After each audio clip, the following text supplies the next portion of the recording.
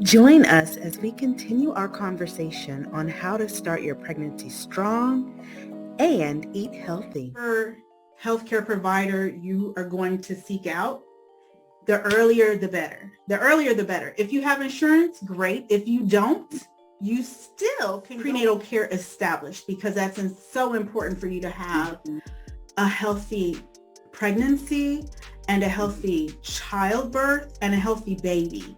And then for you to be healthy afterwards. Right.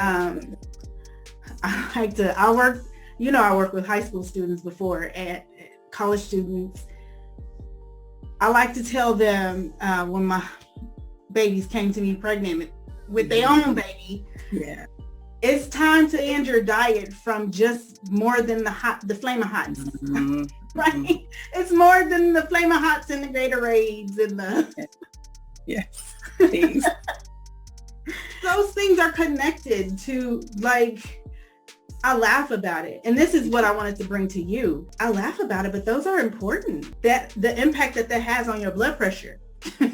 You know what I mean? Like one bag of Flamin' Hots and what it does to your body, Oh my gosh. It's very impactful. Yeah. Not to say have Flamin' Hots forever. And I'm sorry to whoever makes Flamin' Hots, but all of that hot stuff, Takis, all of that stuff. Yes. Right? All of those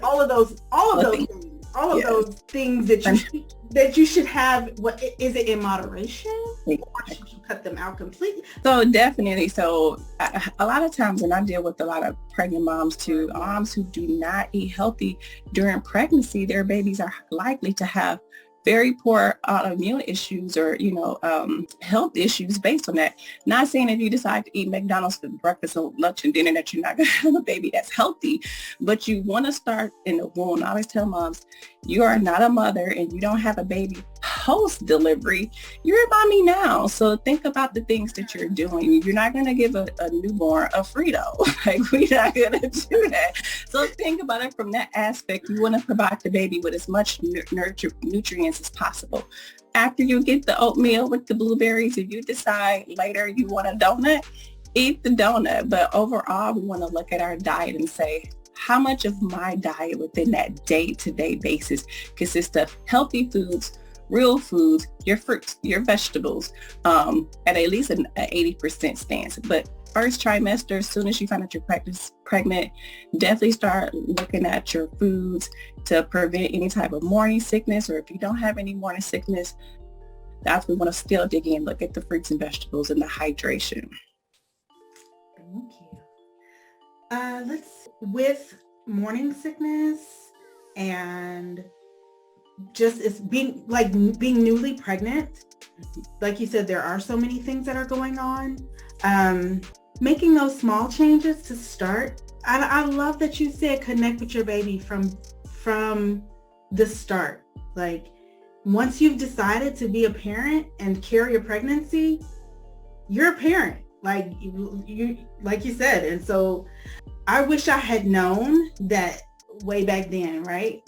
Like, you need to start thinking about it like in those terms. Mm-hmm. And making those changes that you want to see before baby gets here, because once the baby's here, that's somebody else that you have to work into your schedule. Mm-hmm. So starting those things now will be very helpful to establishing you being a parent the way you want to be a parent. Yes, exactly. And it's going to help, morbidities down the line too, because a lot of times we think, okay, how's this pregnancy is going to go? Am I going to get overweight or underweight? And I always like to say too, pregnancy is not just a you experience, it's a family experience. And so a lot of times, especially culturally, we love with food. And a lot of times family, they like to see the pregnant person eat, right? So if it's not you being a junky eater or a snacky eater, sometimes you can overeat. And so nutrition is important. Frequent meals are important, but be sure that you're not being that pregnant eater. Just because you're pregnant, you're eating all the extra calories, especially unhealthy calories, or you're not being overfed. Because as time go on, you don't have a whole lot of room there. So you're going to be at increased risk of having something as simple as reflux, with all the oils and things of that nature too. So definitely connecting with your body, but also looking at your values, looking at the way you eat, because these things will transition to baby at postpartum. So start getting yourself in alignment on the ways that you feel like that you should feed yourself, feed your baby, and the things that they're actually going to pick up from you indirectly after they're born. That's important. So create those boundaries to figure out what those boundaries look like for you. Those connections, those connections are super important in that what you feed your baby is what is the diet that they'll have, right? And I'm so glad that you said that people like to see the pregnant people eat, and they're like, I'm eating for two. Oh my gosh. In reality, all you need really is like an extra snack or two, like 2 extra snacks in a day to sustain a pregnancy and breastfeeding afterwards. That's all you need. Like you're not literally, yes, you're literally eating for yourself and your growing child, but they start out like a little bitty. They don't need no whole lot. They don't need no whole lot. Just a little bit. And so with that in mind, like I like to tell people this too, is that morbidities and like infant mortality and maternal mortality, it's serious. And yes, there are societal ills that have made it where people don't know how to eat appropriately. They're growing up and they're living in food deserts and they don't have access to healthy food. Those things are true. Yes. Those are facts. However, if you want to have a healthy pregnancy and a healthy baby, these are changes that you need to make, and you can do it. You can start small. Like you said, just changing your breakfast, changing your ideology of how you eat as you're providing nutrients, looking at it as like you're providing those building blocks for your baby. And do you want a McDonald's baby? Exactly. You know what I mean? Or do you want a healthy, strong baby with all the good stuff that they need? Exactly, because they're acquiring their taste from you in utero.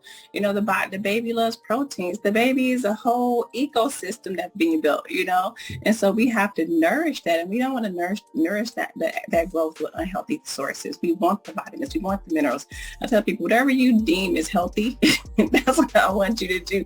But because you are creating, I always tell moms, when you have morning sickness or you maybe not feel a certain way, that might be the fingernails that may be developing at that point. Like, I really want them to dig deep and think about that. Like, so are you going to feed that growth with McDonald's, or can we feed that growth with apples and strawberries? And like you said, realistically, there are food deserts, and maybe sometimes we don't have things readily available. So nutrition is going to be key. And there are several programs that's out there that's available for pregnant moms to be able to utilize. But that's something that's, and I can say simple. I think times have kind of changed a lot for us. Where I'm from Michigan, and we definitely had a beauty supply store, a liquor store, and a Chinese joint at every corner. But now you maybe have like a mom and pop grocery store to where you can say, versus spending $3 on chips, I'm spending $3 on some oatmeal. I mean, I can have all the produce and fruits and vegetables in the house, but I can do 1 bag of apples and maybe a carton of strawberries, and I can just have a non-negotiable of 2 fruits in the house, 2 vegetables in the house. So at least I know I'm gonna be able to get those things. I'll have my oatmeal for breakfast, maybe a bag of salad for lunch, or a burger with extra vegetables on there. But there's ways to do it by eliminating the purchasing of the sodas or the chips or fast food, and just kind of use that money to kind of shift it a little bit. Even if you have a homemade sandwich, but you go to the store and you just get a side salad, or a restaurant to get a side salad, because that's a part of your day-to-day is just restaurant food per se. So there's ways to modify, your nutrition. Even if you start off with a great breakfast, a great lunch, and then a McDonald's for dinner, at least you're starting off somewhere. I always say, don't feel like you need to change everything. Start with modifying, again, from breakfast, lunch, and dinner down, and do what you control. But there are definitely a lot of programs out that's available to help you at least be able to supplement, your foods daily. I would like to talk about that some more, because when I said it's very important to establish your prenatal care, even if you don't have insurance, We're lucky in our area in DFW, we have 2 centers where you can go and get, we have 2 big hospitals, JPS and Parkland, right? And they both have centers where you can go and get prenatal care for free. And wherever you are, there's always somewhere where you can go and get some prenatal care for free. You may not like it. You don't have to stick with them forever if you get there and you don't like it. But it's super important to start and establish some care so that you can get some screening and get some help and guidance in the changes, small changes or big changes that you need to do to get your pregnancy off on its strongest footing. What other programs for food? So I know that there's WIC. Yeah. It's important to start getting that stuff. Get it all. There's definitely the WIC program where they supply monthly foods for you. Their nutritionists, they're available. Breastfeeding counselors, they're available too. Outside of that, for again, like you said, it may not be long term, but if it's a right now situation that you need to utilize, a program like that is great. You have Mission of Arlington. It's kind of like a food bank. So you can definitely Google food banks and food pantries in your area. Honestly, a lot of those places have so much produce and foods that they eventually have to throw away that has been donated, because it's not that people don't want it. It's a lot of times people don't have time to pick it up because we work a lot. Most of us work a lot, or maybe people don't have access to vehicles. So don't ever assume that these type of locations don't have any food. So definitely you could take advantage of that. A lot of churches and different religious centers or community centers, once a month, they'll have donated food that's available as well. And so, those are definitely things that you can utilize. If you're a mom that's pretty good and sustaining, and you have food readily available, then there's a lot of different websites that you can take a look at for healthy, meals. My favorite site is Tasty, and you can go on the Tasty app. You can I love videos. Who is it? Tabitha Brown. She did a little segment for that. I love Tab.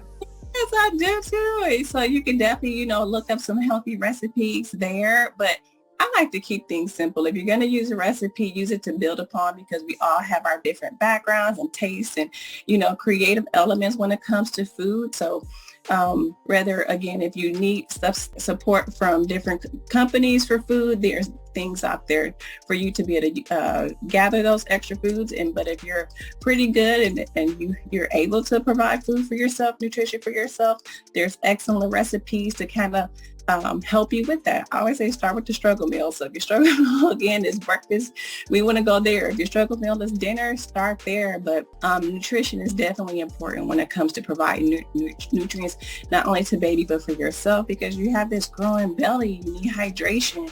You need energy to carry you and baby along the way, especially if you're still a working mom. And so like Ty said, starting off with looking at your snacks, or we only need maybe starting off 200 to 400 calories extra a day. Start there. If you are a mom who technically don't eat, that's what I want you to look at your nutrition. Some moms think, I'll ask a question, well, how's your nutrition? And they'll say, it's good. Then it's like, well, what's good for you?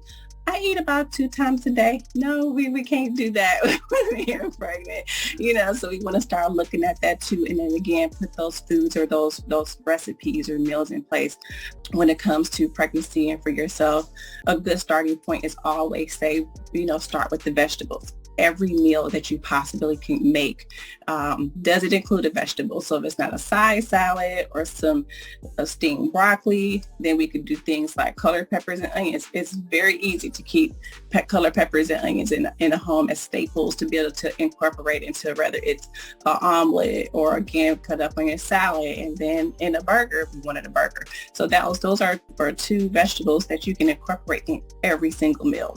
Again, hydration. Make sure that water is important. I know sometimes with pregnancy, water can be a tricky thing. So, right, it's like we say, drink more water. But you're like, I gotta pee all the time. Exactly. They just go hand in hand. But you got to do it, because having that hydration on board, it helps with the functioning of your body. It optimizes the functioning of your body. it helps you produce that good collagen that you want. So if you're trying to avoid stretch marks, that helps in that way too. Now, I mean, not to say that you can prevent all stretch marks.